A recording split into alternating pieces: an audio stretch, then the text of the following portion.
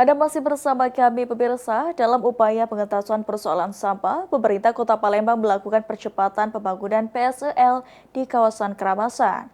Sejauh ini perkembangan pembangunan proyek PSEL sudah di angka 81,76%.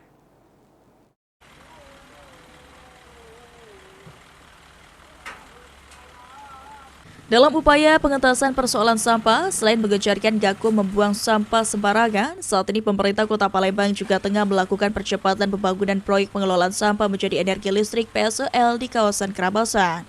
Menurut Wali Kota Palembang, Ratu Dewa, proyek PSEL sendiri ditargetkan menjadi percontohan nasional dan menjadi bagian pengentasan permasalahan sampah di Palembang.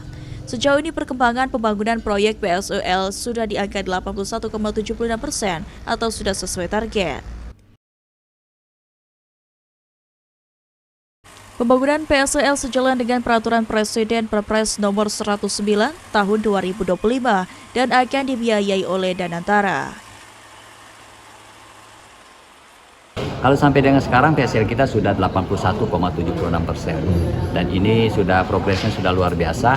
Dan hari Senin nanti teman-teman juga silakan ikut, saya bersama Danantara langsung meninjau lapangan. Di lapangan semuanya akan tercover, perjuangan yang cukup panjang dengan skema Perpres yang baru di 109, sehingga kita masuk di Perpres baru, insya Allah pendananya akan dibiayai oleh Danantara.